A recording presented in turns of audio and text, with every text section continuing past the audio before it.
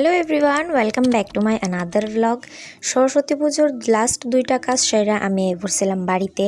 আয়া মা রান্না করতেছিল, ওই জায়গাতে ওকে দিতে গিয়া আমার আবার তেল ছিটটা গালে পইরা উঠছিল একটু ঠসা। তারপর নিজের এক্সটেনশন করতে বয়ে গেছিলাম গা। এক্সটেনশন করতে করতে খাইয়ে নিছিলাম চকলেট। তারপর মা দিয়া দিছে রাতের খাবার, ভাত আর নিরামিষ তরকারি।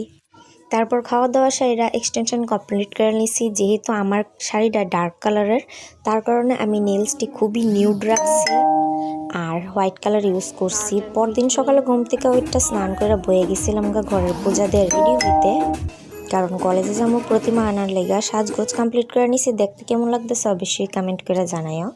আর তারপর মা ভাত মেখে দিছে, ওইটাই চামিচ দিয়ে খাইয়ে নিছিলাম। তারপর বাইরে গেছিলাম গা কলেজের উদ্দেশ্যে। প্রতিমা আনার একটা মিনি ব্লগ নিয়ে অবশ্যই তোমরা লোকের দেখা করুন। দেখা হইতেছে নেক্সট ভিডিওতে।